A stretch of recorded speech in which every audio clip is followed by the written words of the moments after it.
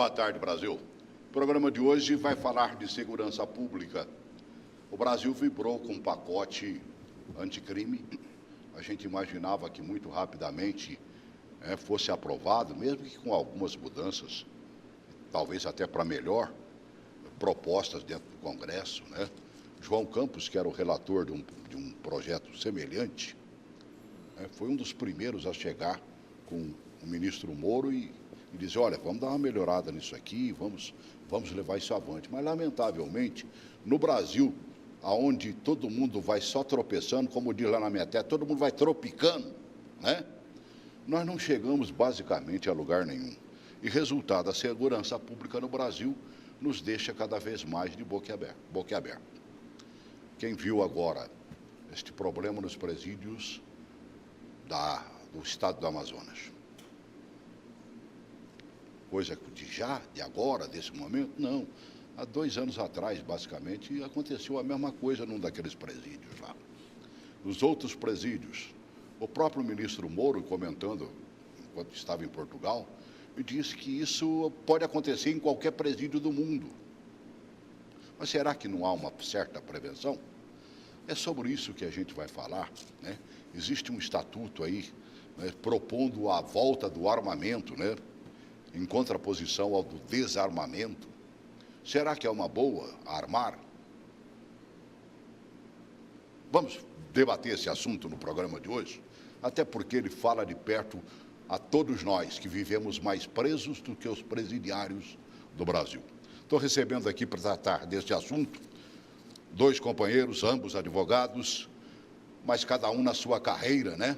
Eu começo com Revendo Elias Miller, advogado, conferencista, professor, assessor parlamentar, coronel da reserva da gloriosa PMDF.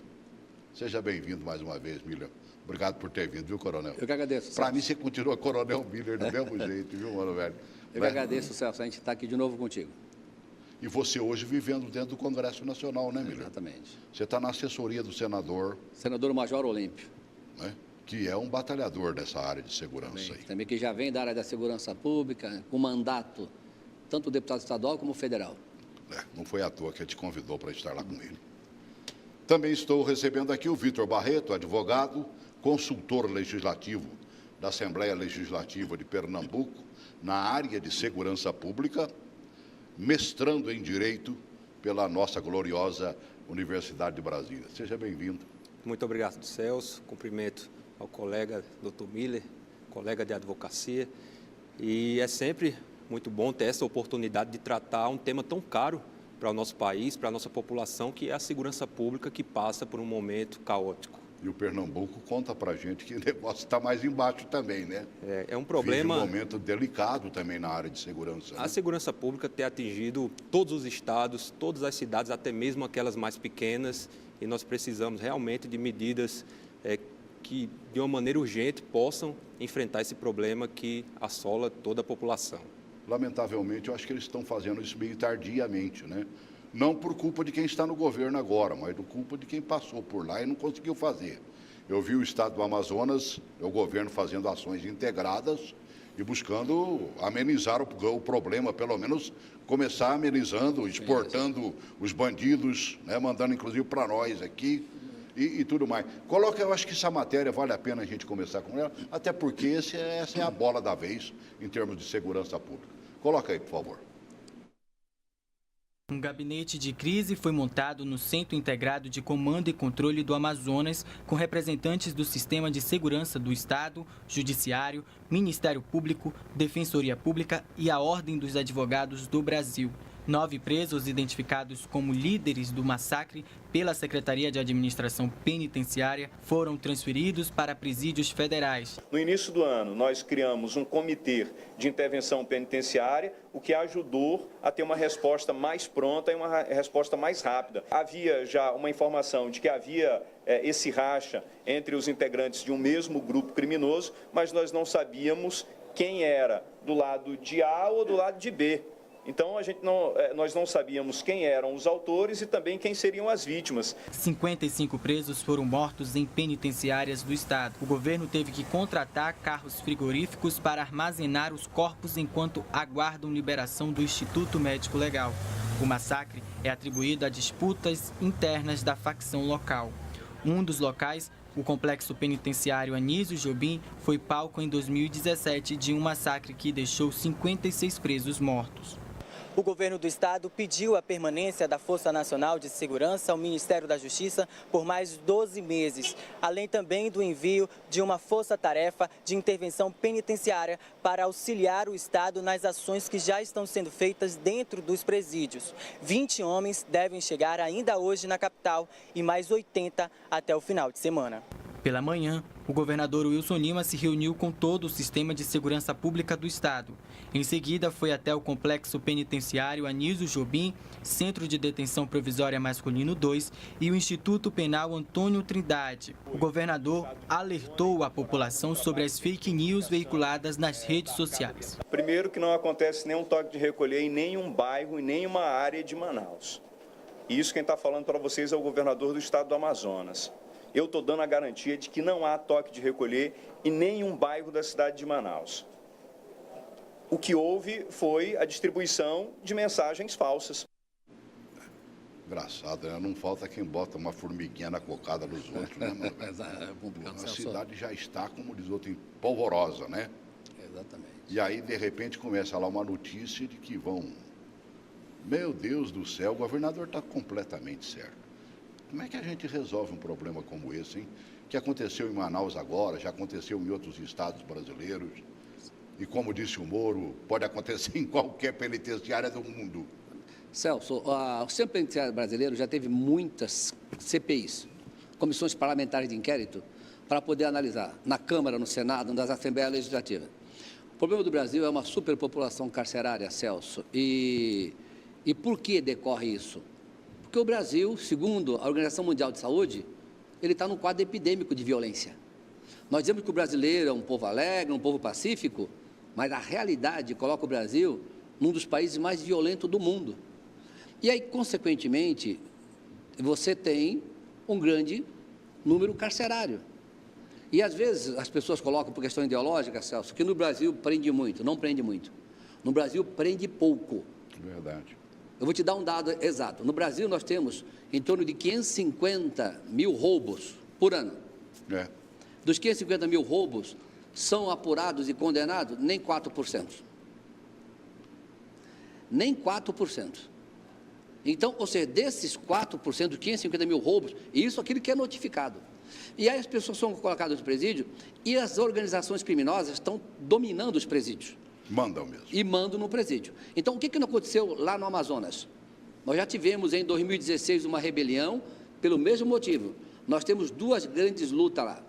É o Comando Vermelho, ou seja, que tem o seu braço lá, que são os Irmãos do Norte, e o primeiro comando da capital de São Paulo, que quer ocupar esse espaço lá daquele presídio. Então, na disputa entre facções criminosas, então nós tivemos isso em 2016 com 57 mortos. Luta de facções criminosas. O que aconteceu agora, especificamente?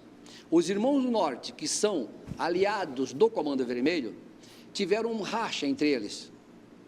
Zé Roberto com o João Branco, que eram do mesmo grupo, o João Branco tentou aderir ao PCC, reproduzindo aquilo que nós tivemos lá. Então, teve um racha nos Irmãos do Norte. E aí, Zé Roberto mandou eliminar o seu dissidente, que é da mesma facção. Então, era para ter acontecido ali, Celso, mais de 200 mortes. E só não aconteceu porque o governo tem um grupo de intervenção com 50 policiais militares que fez a intervenção em 5 minutos.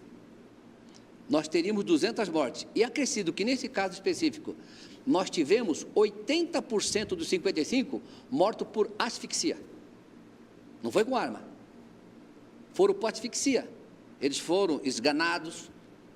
Então, o que nós temos é o crime organizado tomando conta dos presídios, porque isso não acontece, Celso, nos presídios federais, que os presos são separados, a disciplina é muito ferrenha, a visitação de advogados, inclusive, não há superlotação. Então, essa que é a realidade. Nos presídios federais não ocorre. E nós tivemos de São Paulo agora mais de 20 líderes do PCC distribuídos para presídios federais, porque estavam comandando em São Paulo e assim comandam também no Amazonas e em outros cantos do país. Então, nós temos que fazer um combate direto, além do investimento em presídio, mas um combate direto aos líderes da organização criminosa. Se até aqui em Brasília eles já estão mergulhando, né? Já tá. Correio Brasiliense, eu acho que de segunda-feira, se eu não me engano, né? Publicou de que foram presos 2 aqui, acho que no entorno aqui, e que estavam querendo detonar aqui em Brasília, matar policiais, matar... Aliás, melhor do que eu falar, pega o vídeo para mim, eu vou botando um monte de vídeo aqui, vou pedindo de acordo com que vai chegando. Pega esse vídeo número 6, que é do áudio do cara do Comando Vermelho, pedindo para a patroa lá, patrão, né, para permitir que ele também, né, fizesse e aprontasse aqui em Brasília. Coloca aí, por favor. Alô, seguinte, tu pode estar conversando lá com a mulher do tio G lá, mano. Tá ligado, mano? Porque é o seguinte, eu tô com um bonde ali, tá entendendo, mano? Tem uma viatura que matou os irmãos aí do Guamá aí também, já matou aí na terra firme, tá ligado, mano? E ela só vive entrando lá no abrigo, tá entendendo, mano? E lá só tem uma entrada e uma saída. Nós temos afinidade de um ataque nessa viatura quando ela entrar lá dentro, tá entendendo, mano? E o seguinte, eu queria que tu passe essa visão pra tia lá, mano. O seguinte, pedir a permissão pro tio lá, se nós podemos dar esse ataque lá e matar todos esses vermes dentro da viatura, mano. Pra eles pagarem o que fizeram com nossos irmãos, mano. Tá ligado, mano? Só que eu tava afim de... que a tia, seguinte, desse um aval, né, mano? O tio lá, os tios lá, tá ligado? Os irmãos estão lá, já preparados. Estamos ajeitando só um restinho que falta aí, mano, pra fuga. Então, essa é a visão aí, mano. Se tu puder passar a visão pra ela lá e passar a visão pra mim aí, mano. Aí eu vou mandar fazer, mano. Mandar fazer onde mora o perigo, não é não? Ô, Vitor, o que a gente tem que fazer para mudar essa história, mano, velho? Porque cada vez o negócio está ficando mais complicado, eles estão mandando mais do que nós. É uma coisa que podemos garantir, é que esse não é um problema que se resolve rapidamente. Não existe uma solução mágica. Imaginemos colocar 750 mil pessoas em espaço para 350 mil pessoas. São 2 pessoas ocupando espaço de 1. É a realidade que nós temos no sistema prisional brasileiro hoje. E isso em condições subhumanas, em condições que, conforme a previsão da Lei de Execução Penal, que seria de reintegrar essa pessoa à sociedade, quando nós conhecemos a realidade de uma prisão, aquela realidade é impossível de reintegrar qualquer pessoa. Você não tem condições de acesso à saúde, você não tem condições de acesso à educação, você não tem condições de acesso ao trabalho. Veja só que, segundo dados, os mais atualizados que nós temos do Infopem, do Ministério da Justiça, cerca apenas de 25% das pessoas que estão no sistema prisional têm acesso a trabalho. Menos de 15% têm acesso à educação. Como é que essas pessoas vão poder ser reintegradas? Como é que elas poderão voltar a ter uma convivência pacífica em sociedade, a ter um emprego, a estudar, a construir uma vida que seja fora do crime? A gente começa daí. O sistema ele tem uma série de problemas e a lógica que existe hoje, ela não tem como dar certo. Porque você imagine só no caso do que o Dr. Miller falou, que nós temos uma grande quantidade de crimes que não são investigados, que não são punidos. Se todas essas pessoas que cometem delitos fossem investigadas e fossem punidas, a situação seria muito pior nos presídios do que já é hoje. Você imagine, nós temos cerca de 750 mil pessoas presas em espaço para cerca de 350 mil. Imagine se nós tivéssemos o dobro disso. Como é que seria a situação das cadeias? Então, nós temos que inverter essa lógica. Não é por meio da punição, não é por meio de procurar melhorar o sistema penal ou melhorar o sistema prisional que nós vamos conseguir soluções no âmbito da criminalidade. A solução, como eu disse, não é rápida, não existe solução mágica e nós temos que trabalhar na prevenção. Nós temos que fazer com que as pessoas urgentemente não corram para o caminho do crime, porque Se elas correrem e nós formos punir, não vai ter espaço para todo mundo. Com As certeza. rebeliões que acontecem hoje vão ser muito mais frequentes, vão ser muito mais mortes, vai ser muito mais violência no âmbito do sistema prisional. Então, nós precisamos urgentemente atuar muito firmemente na prevenção, porque essa é uma área que precisa de uma atuação firme de todas as instâncias da nossa administração pública. Eu fico imaginando o seguinte, né? Você acabou de dizer, se a gente for botar todo mundo que merece ser preso lá dentro da cadeia, eu perguntei isso à Valquíria, que trabalha comigo na área de minha produção, ainda falei para ela, o que eles vão fazer com os 900 que prenderam na Operação Cronos, né, que foi coordenada pelo Conselho Nacional dos Chefes de Polícia Civil. Ela valeu por uma integração das polícias em diversos estados, gostei dessa integração, que eu acho que é uma coisa, Miller, que deve acontecer, sabe, mais firmemente no Brasil, mas melhor do que eu falar, né, prenderam 900, agora onde eles vão colocar só Deus sabe. Coloca aí, por favor. Ainda estava escuro quando equipes da Polícia Civil de 21 estados e do Distrito Federal foram às ruas para prender investigados por homicídios e feminicídios, que é quando o crime é cometido contra mulheres em razão do gênero. O monitoramento foi feito a partir do Centro Integrado de Comando e Controle Nacional, em Brasília. A operação é coordenada pelo Conselho Nacional de Chefes de Polícia Civil e conta com o apoio do Ministério da Justiça e Segurança Pública, em uma ação integrada entre as polícias nos estados e o governo federal para combate à criminalidade. Nós entendemos que hoje é o caminho que nós conseguiremos realmente alcançar o objetivo de trazer paz à sociedade. Essa política de aproximação com as polícias é o que vai ter de melhor resultado dentro do Ministério da Justiça. O nome da operação, Cronos, vem da mitologia grega e está relacionado ao tempo. É uma referência à redução do tempo de vida da vítima pelo autor do crime. O Ministério da Justiça irá continuar apoiando. Essa é a segunda fase. Certamente teremos outras situações semelhantes, não só em relação a esses crimes, mas a criminalidade organizada de uma forma geral. Eu não sei onde vão botar esse povo, mas uma coisa me chamou a atenção e eu volto a repetir. Foi a integração das polícias dos estados mais DF. E eu me lembro, você como homem da Polícia Militar do Distrito Federal, se lembra melhor do que nunca, que até muito pouco tempo atrás a gente não podia pular o corguinho e passar para o estado de Goiás, e nem tampouco os policiais de Goiás podiam fazer a mesma coisa. Quer dizer, o bandido chegava aqui e ainda dava tchauzinho para você, ou chegava do lado de lá e dava tchauzinho para nós. Tem que haver essa integração, não tem não, Miller? Celso, essa sua colocação tem tudo a ver com a realidade brasileira, porque observe o seguinte, nós tivemos o ano passado a aprovação da lei do SUSP, Sistema Único de Segurança Pública. Uhum. Demoramos 30 anos para regulamentar o sistema. Quer dizer, se eu não tenho o sistema regulamentado, não tenho uma lei que obriga, inclusive, troca de informações, que obriga operações integradas, que tem um sistema de estatística único, eu não tenho nem como me planejar. Então, nós conseguimos aprovar a lei do SUSP, que com ela nós colocamos o Ministério da Justiça e Segurança Pública como órgão coordenador nacional. Agora, a partir dessa coordenação nacional, então nós temos o desencadeamento de operações integradas. A Polícia Militar fez a Operação Tiradentes, com todas as polícias do Brasil, e a Polícia Civil fez a Operação Cronos, também com todas as polícias civis do Brasil. E o Brasil, Celso, é o único país do mundo em que você tem a possibilidade de tirar a identidade em cada estado da federação. Não há uma única, Não né? há uma única. Então, você tem um cadastro em cada unidade. Muitas vezes o indivíduo é procurado num estado e não está no cadastro único nacional. Ele tem uma identidade em cada estado. Então, com isso, nós estamos agora organizando o sistema e o passo seguinte é organizar as instituições policiais.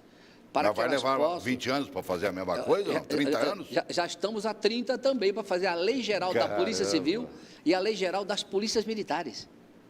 Estão paradas no Congresso. Então, se eu não organizar o sistema e não organizar as instituições, como o doutor Vitor colocou, de fato, eu tenho que investir em saúde, educação, trabalho, tenho que investir, porque isso é a prevenção verdadeira. Sem educação, sem emprego, você não consegue nada. Se eu ficar só combatendo o crime com medidas repressivas, não tem como. Eu vou cada vez mais encher os presídios que não têm condições para isso. Agora, em contrapartida, Celso, eu não posso ter no país 62 mil homicídios e não tomar nenhuma medida. Quando você tem uma hemorragia, você tem um quadro epidêmico, você tem que tomar uma medida de imediato. Ou vai. E depois ou vem vai. as medidas e vem as políticas públicas, como colocou o doutor Vitor. Você tem que ter as políticas públicas para que nós atuemos lá na prevenção. Porque se eu não fizer isso, eu estou chamado enxugando o gelo. Verdade. Eu estou enxugando o gelo. Agora, que política pública nós temos que buscar para resolver isso? Que nós precisamos de uma solução para ontem, ou há 30 anos, ou há 100 anos atrás, e não temos. E nessa morosidade toda que o Miller acabou de nos apresentar aí, como é que a gente vai fazer essa mudança? Bom, como eu disse, é uma mudança que requer muito trabalho, muita energia e é lenta. Mas um dos pontos mais urgentes, eu tiraria da fala do Dr. Miller, é a necessidade de enfrentamento ao número de homicídios. Nós temos, como ele falou, anualmente cerca de 60 mil homicídios. Isso são números de guerra. Isso é um número que passa de ser alarmante. É um número inaceitável, inconcebível numa democracia. E nós precisamos atacar esse tipo de crime porque, por mais que nós tenhamos uma quantidade altíssima desse tipo de delito, a resolução dos homicídios no Brasil é mínima. Menos, se a gente pegar numa escala nacional, a gente vai alcançar no máximo 15%, 20% de delitos de homicídio resolvidos. Então, a grande maioria dos homicídios não estão sendo solucionados. Então, nós temos que ter um foco. O foco tem que ser nos homicídios. Por quê? Quando nós pegamos essa população de mais de 700 mil presos nas unidades penitenciárias brasileiras, a grande maioria são por tráfico de drogas, muitas vezes condutas que envolvem pequenas quantidades de drogas, que talvez aquelas pessoas não precisassem estar presas, outras medidas fossem mais eficazes. Grande parte das pessoas que estão presas, cerca de 40%, são presos provisórios, não foram nem julgados, não receberam uma condenação. Outra grande parte relativa a roubos e furtos. E quando a gente pega os dados do Infopem, apenas 10% são por homicídios. Como é que num país que tem 60 mil homicídios, somente 10% das pessoas que estão presas são por conta desses homicídios? Então isso é inconcebível. Dos 4% do Miller aí, exatamente, isso é inconcebível. Geral. Exatamente. E nessa linha que o doutor Vitor colocou, Celso, você tem também mais 80 mil desaparecidos. 80 mil desaparecidos, você pode colocar mais 40 mil mortes também. Exatamente, porque esses 60 mil ainda não enquadram nesses 60 mil as cifras ocultas da criminalidade, porque tem uma grande quantidade de pessoas que morrem e nós não temos os dados, não temos registro. Agora, a gente busca saídas, às vezes homéricas e às vezes não. Vamos falar um pouquinho, por exemplo, do estatuto aí, da vontade de armar o povo. Perfeito. Isso é uma saída? Quem devia estar armado, bem armado, e mais bem equipado e com mais gente trabalhando, não seria a própria polícia para garantir a nossa segurança, Miller? Celso, deixa eu te falar sobre... Nós temos que também fazer a experiência internacional. Você vai nos Estados Unidos, a emenda número 2, ela dá como garantia que o cidadão tem o direito de defesa. Certo. Ele não é olhado como um substituto do Estado, mas um colaborador do Estado. Porque eu vou te falar como experiência policial. O bandido, eu operei na rua em São Paulo também. O bandido, quando ele vê um carro com trava e um sem trava, ele vai no que está sem trava. Porque ele sabe que o risco para ele é menor. Se eu sei que a casa não tem arma, e eu sei uma que tem, eu vou na que não tem. Sim. Tem certeza. Então, a população, desde que bem treinada, bem preparada, bem selecionada, ter sua arma, vou te dar um exemplo na Suíça. Todo cidadão suíço tem um fuzil dentro de casa. Fuzil. Não sabia disso. Então, foi dada essa grita da questão do fuzil. Na Suíça, o jovem vai servir, ele serve com 18 anos e leva um fuzil para casa. Porque a Suíça não tem exército, todo cidadão é o exército. E tem um fuzil em casa e não tem homicídios. Então, às vezes, nós entramos numa questão ideológica, a arma não mata pessoas. O que mata pessoas são pessoas que matam pessoas.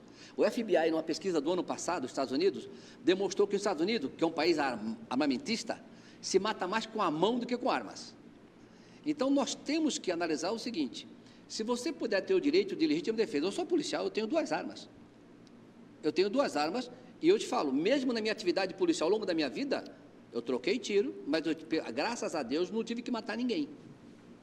Eu socorri aquele que eu feri. E eu agradeço a Deus por isso. Mas eu te digo com toda sinceridade, eu tenho 2 armas, a minha vida, 40 anos de vida militar, ou seja, e não me tornou mais violento, muito pelo contrário, eu pude intervir. Então, a arma na mão do cidadão de bem é para defesa, na mão de um bandido é para fazer o mal. Então, se você tem uma política de armar, tem gente que eu debato isso, Celso, tem gente que se diz democrata, Mas o democrata verdadeiro, ele é aquele que aceita a vontade da maioria, mesmo que seja contrária à sua. E o povo brasileiro, no referendo de 2005, falou: eu quero ter o direito de me armar, se assim eu pretender. Mas o que aconteceu no Brasil? O governo anterior impediu o povo de se armar. Foi contra a própria soberania popular. Aí utilizo como argumento, não, a Datafolha, com todo respeito ao Datafolha, segundo o Datafolha, o Major Olímpio não seria senador. Ele tinha, no sábado, 13%, acordou com 28%. Eu vi. Então, Datafolha, com o devido respeito, não é instituto com a credibilidade que muitos usam aí. E é ideológico. Então, nós temos que ver o seguinte: qual é o maior referendo do mundo? É o povo se manifestando. O povo se manifestou no referendo de soberania popular, o doutor Vitor sabe disso, que eu não posso comparar um referendo com pesquisa, não posso comparar. Certo. E o povo se manifestou na eleição. A principal bandeira do governo Bolsonaro, mesmo que a pessoa não tenha vínculo, eu não goste do Bolsonaro, mas a principal bandeira dele foi segurança pública e o direito de armar. Então, ele fez o decreto, ele não ampliou, e eu trabalhei na relatoria do Estatuto de Desarmamento lá no Congresso, da lei. Bolsonaro não ampliou e não deu direito de arma para ninguém. Ele apenas regulamentou no decreto aqui que ele podia, que é justamente o quê? Prever que a pessoa, declarando a efetiva necessidade, ele não precisa comprovar. Certo. E aí o doutor Vitor sabe disso, que nós trabalhamos no campo da advocacia. Quando eu estou defendendo você, você declara a sua hipossuficiência. Não tem condições de pagar o advogado. Isso eu preciso comprovar. Você comprova em situação excepcional. Então, ele apenas, a lei fala em declarar, ele falou, declarar, tá bom, declarar. Você citou a Suíça, né? Super educada, super educacional. O Brasil estaria pronto para um negócio desse, na sua opinião? Esse é um ponto bastante polêmico. Certamente uma grande parte da população aprova a ampliação das possibilidades de posse de porte de arma. Uma outra grande parte desaprova essa ampliação. Mas eu acredito muito em políticas públicas que sejam baseadas em evidências científicas. E nós temos pesquisas, no âmbito nacional, pesquisas feitas por organizações que possuem grande credibilidade no país, que mostram, por exemplo, como a pesquisa do IPEA, que mostra que quanto mais armas em circulação na sociedade, nós temos mais crimes cometidos com arma de fogo. Então, se uma pesquisa está me dizendo, uma pesquisa científica que passou por todas as necessárias etapas para que você tenha a credibilidade científica, mostra ao final dela que se tivermos mais armas de fogo na sociedade, isso vai significar mais crimes com armas de fogo, eu tendo a ir para o que as evidências estão me dizendo. Por outro, em outra situação, nós temos pesquisas também, como uma realizada pelo Instituto Sou da Paz, que mostram que a maioria das armas em circulação na sociedade ilegalmente, as armas pelas quais os crimes são cometidos, elas um dia foram armas legalizadas. Então, foram armas que foram desviadas ou da mão de quem tinha posse, de quem tinha porte, armas que são desviadas até mesmo da custódia da justiça, armas que são desviadas até mesmo das Forças Armadas, porque acontecem roubos nas Forças Armadas, acontecem nas custódias dos fóruns judiciais, acontece ao cidadão que tem a sua arma em casa ou tem o porte. Nós temos essa realidade e isso é mostrado pelas evidências de pesquisas científicas. Então, quando a gente tem pesquisas que mostram isso, fica difícil acreditar que o armamento da população é um bom instrumento para a segurança pública. Principalmente numa população que ainda não está preparada para isso. Miller foi feliz quando eu disse que tinha que ser educada para tal. E essa educação aí vai demorar um bocado. Mas, Celso, nessa mesma colocação, o anuário do Fórum Brasileiro de Segurança Pública do ano passado demonstrou que as armas apreendidas, 80% delas foram armas ilegais. No anuário do Fórum, 80% das apreendidas foram armas ilegais. No aeroporto de Santos Dumont, Rio de Janeiro, apreenderam containers de armas contrabandeadas. O Brasil é um queijo suíço. Se você ligar 0800, entrega a arma na sua casa. O problema, Miller, é que grande parte dessas armas, como eu falei da pesquisa do Instituto Sou da Paz, um dia foram legais. Hoje elas estão ilegais porque foram desviadas das pessoas que tinham posse, que tinham porte. Eu não acredito que elas tenham sido legais, particularmente. Eu estou falando com base em pesquisas. Elas vêm por debaixo do... Essa apreensão que você citou no Rio de Janeiro aí, ó. Containers de fuzis que chegaram, ou seja, no aeroporto Santos Dumont. Mas como se fosse outra coisa completamente diferente. Exatamente. Por isso, Celso... Aquele cara que mandava o negócio dos Estados Unidos lá dentro de aparelho de ar-condicionado. Certamente nós temos armas que vêm também de outros países, mas nós temos uma grande quantidade de armas. Corguinho, você está no Paraguai aqui, mano, velho, você compra a arma que você quiser. Mas lá. Também nós compramos armas aqui dentro do Brasil, armas que foram desviadas, como eu falei, não são só armas que vêm de fora. Sim. É claro que não a gente tem que trabalhar. Não Exatamente, nós temos muitas armas que um dia foram legais e que hoje estão na ilegalidade porque foram desviadas. Celso, nós temos no Brasil em torno de 5 milhões de armas cadastradas. Mas temos dados que mais de 20 milhões de armas ilegais existem no país. Você tem 5 milhões cadastradas no Sinarme, no Sigma, e você tem 30 milhões clandestinas. Aí a pesquisa bate. Quanto mais armas ilegais, mais violência. Eu acho que aí, eu te dou um dado, doutor Vitor, a ONU, que é protagonista no desarmamento, já fez trabalho do ano passado, e eu te passo o artigo, como eu já passei para o Washington também, do ano passado, que demonstra a ONU, trabalho da ONU e trabalho de Harvard, que diz o seguinte: quanto mais armas, menos violência. Aí te dou também 12 institutos, porque nós somos do mundo acadêmico, que nós estamos, é óbvio que eu, por mais que eu não queira, eu por ser policial, mas não fui policialesco, até que eu não trago nas minhas mãos, pela graça de Deus, nenhum sangue. Eu salvei a vida de bandido, Celso, que matou meu policial. Eu salvei a vida dele. Então eu dou graças a Deus por isso, então eu não trago nas minhas mãos sangue. Certo. Não sou policialesco. Mas é óbvio que eu tenho sempre, né, o viés de ser policial, mas eu te coloco de forma bem imparcial e te digo mesmo. Um cidadão de bem, bem preparado, bem educado, qualificado, ele ajuda a sociedade na segurança. Agora, entregar arma na mão de qualquer um como era antes não, Celso. Antes de 97, você com a tua identidade comprava uma arma. Sem psicotécnico, sem curso de tiro, sem antecedentes. Aqui no Brasil? No Brasil. Em 97, você comprava uma arma com a tua identidade. Então, nós fechamos as portas. Hoje você tem que fazer o exame psicotécnico. Eu sei se o indivíduo tem tendência à violência. Ele tem que fazer um curso de tiro. Ele não pode ter nenhum inquérito. Se ele tiver respondido a algum inquérito, Celso, ele não pode. Então, nós fechamos as portas. Ele tem que demonstrar, para andar com a arma na rua, efetiva necessidade, comprovar pela profissão, porque ele foi ameaçado. Então, a coisa não está afrouxada assim. E no Brasil, nos últimos 10 anos, poucos portes de armas e posses foram concedidas. E a violência continua. Não, e a gente planta uma violência, né? Um de vocês dois citou, por exemplo, a questão das drogas, né? Sim, Sim, mas o cidadão começa consumindo, aí ele vira um laranjinha, e daqui a pouco ele está mandando num pedaço, sob a ordem dos titulares, evidentemente. E quando ele chega nesse pedaço, a primeira coisa que entregam na mão dele é uma arma. Daí, para ele virar um assassino, como diz o outro, é zero à esquerda. Celso, esse é um dos grandes problemas do Brasil. Basta alguém não pagá-lo para ele simplesmente matar o cidadão. Todo dependente acaba sendo um traficante em potencial, porque ele vai ter que traficar para sustentar o próprio vício dele. Agora, o que o povo está pedindo? Essas mudanças que você está falando e que a gente não está vendo acontecer. Tem coisas específicas que dá para dizer. Uma das coisas que mais chama a atenção do cidadão brasileiro é que a gente paga caro para manter o cidadão lá na cadeia. E às vezes nem condenado ele foi, como você citou, cerca de 40%, não é isso? E agora vem, por exemplo, até está lá no Senado, viu? Esse projeto que aguarda a votação e sugere que os presos paguem pelas suas despesas na prisão.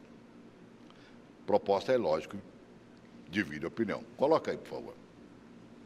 Pelo texto inicial, o detento que tiver condições financeiras e se recusar a pagar os gastos na prisão entra para a dívida ativa da Fazenda Pública, assim que for solto. E quem não tiver recursos deve trabalhar para quitar esse débito. Não é possível que o Estado ele pague por um crime cometido por uma outra pessoa. Então, assim, é preciso que realmente a gente tenha essa consciência, né? Hoje, o preso ele custa em torno de R$ 2.500 ao Estado. Então, eu acho que é um anseio da sociedade de que efetivamente o preso pague pelo seu crime, inclusive financeiramente. O texto chegou a ser analisado pelo plenário do Senado no início do mês, mas foi remetido à Comissão de Direitos Humanos da Casa. Um dos argumentos dos parlamentares é que a imposição poderia dificultar ainda mais a situação dos mais pobres, que sairiam da cadeia com uma dívida.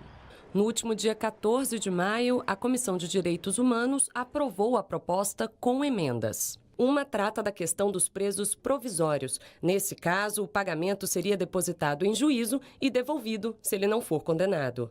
A outra emenda diz respeito a detentos que não podem arcar com os custos. Se trabalharem na prisão, devem usar 1/4 do salário para pagar a dívida. Se não trabalharem, devem quitar o débito após deixar a cadeia, mas não entram na dívida ativa. Se não conseguirem renda em até 5 anos, são perdoados dessa conta. Para este professor de direito, a proposta criminaliza os pobres e prejudica a reintegração do ex-detento à sociedade. É uma verdadeira criminalização dos presos pobres, né? Porque a gente sabe que nem todos os presos estão presos por lavagem de dinheiro, corrupção, colarinho branco, etc., né?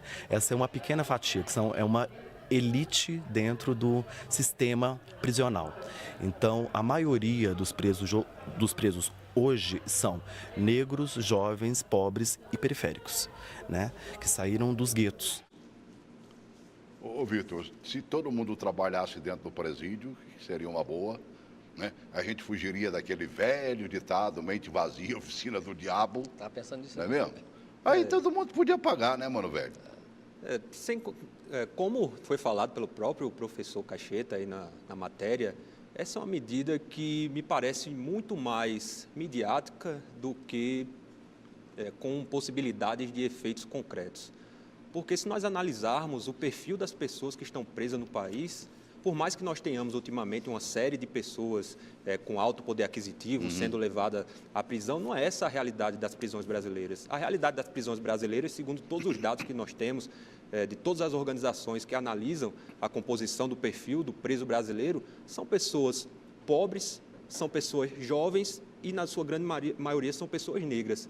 Ou seja, pessoas pobres que não terão condição de pagar qualquer valor para sua manutenção na cadeia. Até porque, como você mesmo falou, a grande maioria das pessoas que estão presas hoje não tem qualquer acesso ao trabalho. Então, não tem a mínima condição de pagar qualquer valor. Se ele está lá dentro, não está trabalhando, de onde ele vai tirar dinheiro para pagar algum valor que sustente a sua manutenção ali dentro? Então, essa é uma proposta que é muito pouco execuível. Queria eu que fosse possível que nós tivéssemos 100% das pessoas dentro da cadeia trabalhando, 100% das pessoas estudando. Certamente, hoje nós já teríamos até menos pessoas presas, porque as que saíssem de lá não precisariam voltar. Fala com o professor Miller. Celso, você continua professor do mesmo jeito, né? Professor Miller, está faltando a educação. Agora, eu não sei onde é que ela começa. Ela não começa, né?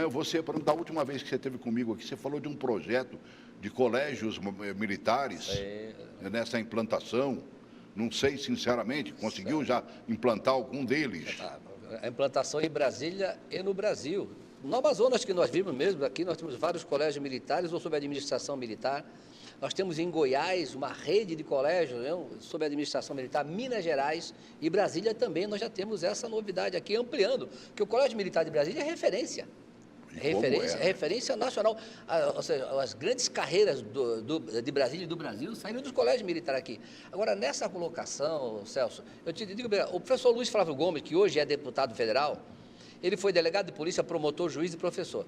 Ele fez uma pesquisa em 66 países para fazer um quadro comparativo com o Brasil, para dar uma solução. E ele viu que um dos grandes problemas nossos, que na década de 70, o montante de capital internacional injetado na Coreia do Sul foi o que foi injetado aqui. Só que aqui nós fomos fazer portos, rodovias e tal, e lá investiram na educação. E por isso que a Coreia do Sul é o que é e o Brasil é o que é. Então, como o doutor Vitor colocou, eu digo que, e eu também sou descendente de nordestino, migrante nordestino, que meu pai foi para Santos. Eu também, meu pai é negro, minha mãe é italiana, mas meu pai é negro. Então, eu entrei no jovem, pobre e negro. Porque a minha irmã, quando meu pai foi visitá-la nos Estados Unidos, ela foi discriminada porque falaram, você é filha de negro, você é negra. Minha irmã teve que mudar de local nos Estados Unidos. Então, veja, eu também vim da Baixada Santista em São Paulo, negro, jovem e periférico. Vi amigos meus que foram para o crime, eu fui para a polícia. Agora, por quê? Porque meu pai e minha mãe sempre foram cristãos. E em casa, aí começa, uma sociedade sem valores. Se eu chegasse em casa com uma borracha da escola, que não fosse a minha... Se eu chegasse em casa, mãe, eu achei isso aqui ali na rua. Celso, ela me dava um corretivo, me levavam no local, ponha lá porque tem dono. Então, uma sociedade sem princípios, sem valores morais, sem denominar religião, aí gera isso que nós temos aqui. Com liberação de droga, com famílias desestruturadas, gera isso que nós temos aqui. Então, nós temos que ir na raiz. Não estamos pregando religião A, B ou C, mas uma sociedade sem valores. Eu tenho sociedade no mundo muito pobre, a Índia, e que não tem a violência que tem aqui. Então, a pobreza não é sinônimo de violência.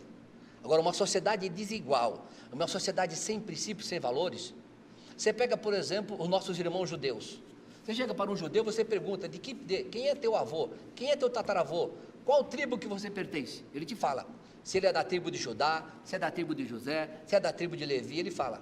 Então, uma sociedade sem raízes, sem valores, e aí agora, óbvio que nós temos.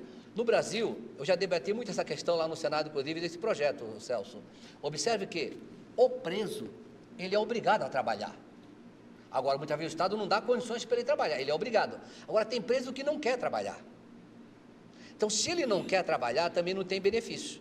E se ele trabalhar, parte do trabalho dele tem que indenizar a vítima. Tem que ser uma parte para o cuidado dele, uma parte para a família e uma parte para indenizar a vítima. Isso não é discriminação. Agora, o preso quer ficar dentro da cadeia, vendo televisão, usando droga, fazendo sexo. Em que local do mundo tem visita íntima, Celso? Que virou um bacanal público, virou um motel, o presídio. E a mulher do preso mais fraco serve os outros. E aí nós sustentamos uma tese dessa. Então, só no Brasil é que tem essa loucura de visita íntima para o preso.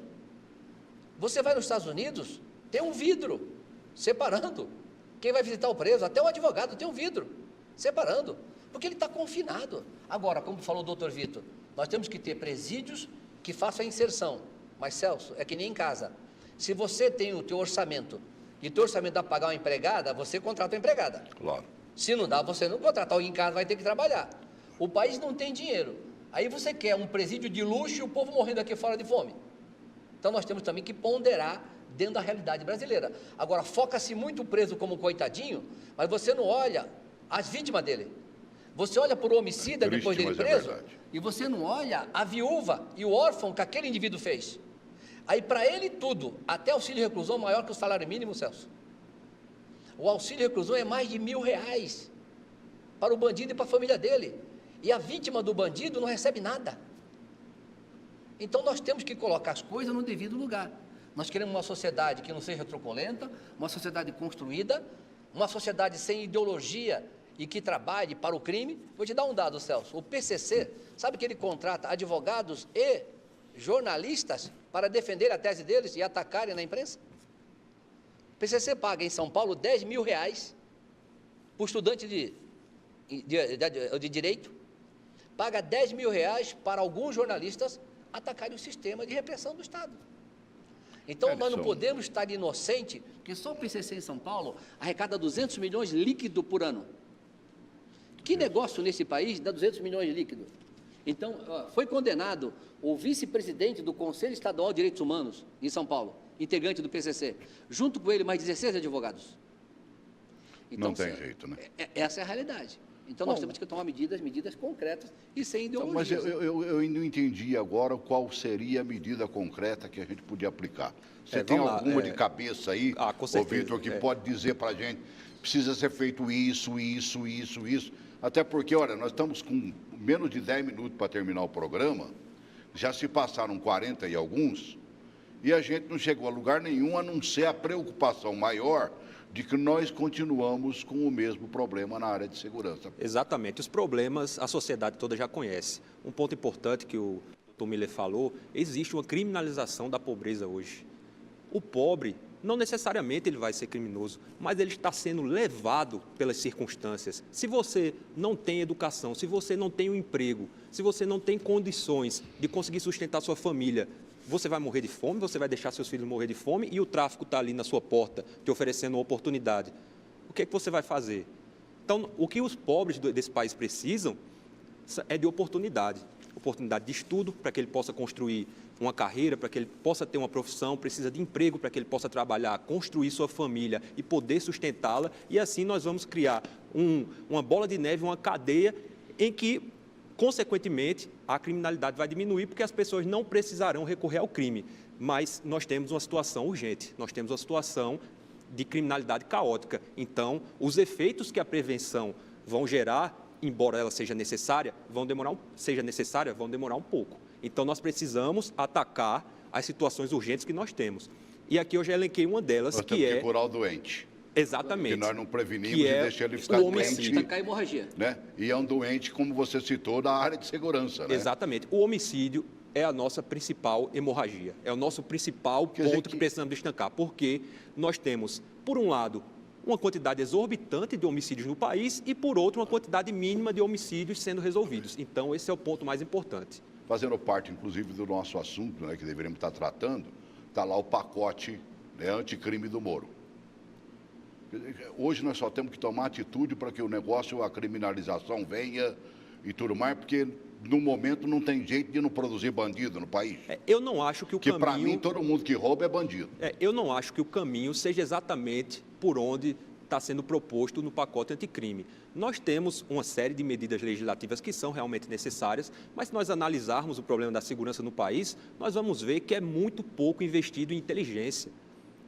Como é que a polícia vai resolver esses crimes de homicídio que acontecem numa quantidade inaceitável no país, se ela não tem condições, se ela não tem financiamento para a inteligência, se ela não tem financiamento para a investigação, como é que ela vai descobrir quem cometeu o homicídio e vai levar aquela pessoa que cometeu aquele crime a ser acusada pelo Ministério Público e a ser condenada pelo Judiciário? Então, nós precisamos de investimento em inteligência, nós precisamos aparelhar a polícia para que ela possa, sim, atrás de quem cometeu o homicídio, que isso é uma necessidade urgente. Me deram 3 minutos só. O pacote do Moro soluciona alguma coisa na tua cabeça? Ontem, Celso, foi a última audiência pública do pacote anticrime do ministro Moro lá na comissão especial da Câmara dos Deputados, que o relator é o deputado Capitão Augusto de São Paulo, do PR de São Paulo. Eu também participei e debati essa medida. O projeto do ministro Moro, ele atende vários aspectos. Ele trabalha em 3 situações: no combate à corrupção, combate ao crime organizado e aos crimes violentos, na linha que colocou o doutor Vitor. Então, para isso, ele sai alterando 13 leis. Eu me aprofundei, 13 leis. Então, por exemplo, quer ver, o doutor Vitor, que é da área do direito também, a definição de organização criminosa no Brasil, ela é falha. Aí você chega em juízo, o advogado, você não consegue caracterizar que aquilo é uma organização criminosa. O doutor Vitor colocou inteligência. Você viu o COAF, a briga foi do COAF, com quem que ficava... se fica com o Moro, acabou ficando com a economia. Acabou com a economia. E o ministro Paulo Guedes é um grande ministro. Mas por que era importante ficar com o ministro Moro, Celso? O doutor Vitor não falou aqui a questão da inteligência e investigação? Sim. Quando eu deixo o COAF na mão do ministro Moro, ele não tem que pedir para o outro ministro. Está sob o comando direto dele. Ele tem a ferramenta na mão dele. O ministro Moro já estava dobrando o número de servidores no COAF. Aí ele disse uma coisa: isso é inteligência, porque o crime, ele precisa lavar o dinheiro. E se eu tenho o COAF na mão do ministro Moro, ele vai ver o caminho da lavagem do dinheiro pela movimentação financeira e eu mato o crime organizado na sua raiz. Porque sem recurso financeiro o crime não vive. Então, por isso, Celso, foi um grande erro não ter ficado com o ministro Moro. Está no governo federal, está com o ministro... O Bolsonaro disse isso claramente, mas continua no governo. Continua no governo. E ainda disse que os mesmos escolhidos pelo Moro, se ficasse na justiça, serão os mesmos que vão dirigir na economia. Mas está em outro ministério. Você sabe que burocracia... a burocracia é triste. A burocracia impede. Então, tinha que estar com o ministro Moro para que nós tivéssemos eficácia e efetividade, na linha que colocou o doutor Vitor, para que nós possamos o quê? Ter ferramentas, inteligência e investigação. E aí, fechando, Celso, o Brasil é o único país do mundo que tem esse modelo policial brasileiro, que é a polícia pela metade. O que é a polícia pela metade? Uma polícia que trabalha para outra polícia. Aí não funciona. Teria que ser única? Não, você pode ter múltiplas polícias, mas todas têm que ter poder de investigar e de prevenir. Eu divido por tipo de crimes ou territorial. O mundo é assim. Aqui na América do Sul é assim, e na Europa é assim. E o Brasil tem polícia sobreposta, uma trabalhando pela outra pela metade. É ineficiência. Para quem vive há mais de 40 anos essa segurança nacional, quanto tempo nós vamos levar para poder botar as coisas no lugar? Não tenho mais tempo. Uma frase. Olha, eu diria que pelo menos mais 30 anos. Dá para esperar? numa frase. Para esperar não dá, mas também diria que com o pacote anticrime, do jeito que ele está proposto, nós não vamos avançar tanto, infelizmente. Tem muitas medidas que podem ser criticadas. E o que é que a gente vai fazer? Ouvir a população, ouvir a academia, ouvir os profissionais da área jurídica como um todo, advogados, juízes, o Ministério Público, e conjuntamente com o Poder Executivo, com o Poder Legislativo, construir soluções, porque muitas cabeças pensando em soluções certamente vão chegar a opções melhores do que as que nós temos no pacote anticrime, que sequer tem um estudo do impacto que ele vai produzir, que sequer tem uma justificativa dentro da sua proposição. Então, nós precisamos ampliar muito o debate dentro desse pacote. E nós também aqui. Vamos voltar depois para falar só dele, né? Celso, você viu que eu não comecei por ele, porque eu sabia que ia ficar nele.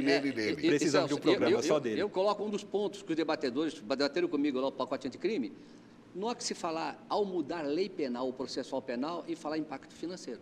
Não há que se falar. Porque cada projeto oferecido pela chamada esquerda, que altera a lei penal, eles tinham que trazer também impacto, não tem que trazer. Lei penal e processual penal, eu não tenho que trazer impacto orçamentário e financeiro.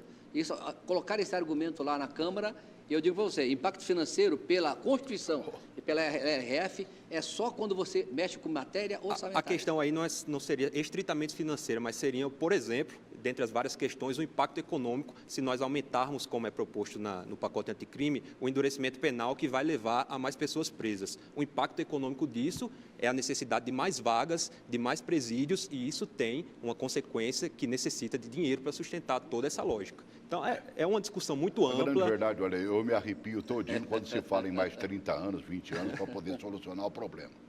Até porque, cada dia mais, eu vejo o grito da população. Ao ouvir a população, ela está gritando, socorro, roubaram meu tênis, roubaram meu celular. Eu já falei isso várias vezes aqui, eu moro perto de 2 grandes colégios, daqueles de meninos que, como de poder aquisitivo alto, não consegui botar minha neta para estudar em nenhum dos 2. Não alcancei o preço. E perto de 2 escolas de inglês, Thomas Jefferson e a cultura inglesa. Todo dia e outro dia também, durante solzão de 10 horas da manhã, solzão de meio-dia, de 3 horas da tarde, 4 horas da tarde, a gente está vendo o crime acontecer ali, ó, nas nossas barbas. Os meninos gritando por socorro. Quantas vezes você está vendo aí nas nossas emissoras de televisão, nos seus telejornais, homens e mulheres sendo assaltados ao chegar em casa de carro, ao sair de casa, na rua, como eu vi agora há poucos dias atrás, o cara motorizado parou e foi pegar a senhora para tomar a bolsa dela. 30 anos, eu digo que nós precisamos de uma solução para ontem. Não sei como ela vai acontecer, viu, Miller? Não sei como ela vai acontecer, meu irmão Vitor, mas nós esperamos por ela. Precisamos. Não sei como, mas nós esperamos por ela. Ação. Ainda bem que a turma da bala, que faz parte do Congresso Nacional, cresceu, viu? Cresceu. E vocês, de repente, têm lá uma sugestão melhor. Porque que vocês que vivem lá, nesse embate direto, nesse confronto direto, porque você pega o cidadão, assalta a padaria 302 vezes, ele passa pela folha corrida, ele entra agora na delegacia, daqui a pouquinho está fora. Só quem foi vítima sabe o que é isso. Então, é muito complicado. Nós temos que trazer uma solução imediatista. Imediatista. Tem que existir. Eu não sei como. Senão seremos, daqui a pouco, forçados todos nós a andarmos armados mesmo. Celso, quer ver uma resposta que Brasília já fez? É. Brasília aqui, no comando do Coronel Nunes, que deixou o comando da PM de Brasília agora, ele implantou o termo circunstanciado de ocorrência. A PM atende ao menor potencial no local, libera a parte no local e continua prevenindo. Reduziu. Brasília teve o menor índice de homicídio nos últimos 30 anos. Então, sinal de que tem solução. Você vai fazendo as medidas São imediatas. essas soluções imediatas que nós estamos pedindo. Com certeza, nós temos boas práticas. Não vamos que ficar podem ser sonhando para utilizadas. daqui 30 anos. Sem dúvida. Até porque de sonho vivemos todos nós. Vamos viver de realidade. Prepara-se para que daqui 30 anos estejamos na Suíça. Certo? Mas durante esse tempo, imediatamente acontecimentos como esse de Brasília, acabado de citar pelo Miller aqui. No mínimo, estouramos demais. Obrigado por ter vindo, obrigado. O pacote do Moro vai ser razão da gente discutir de novo. Grande abraço para você também. Desculpa de eu não trazer boas novas.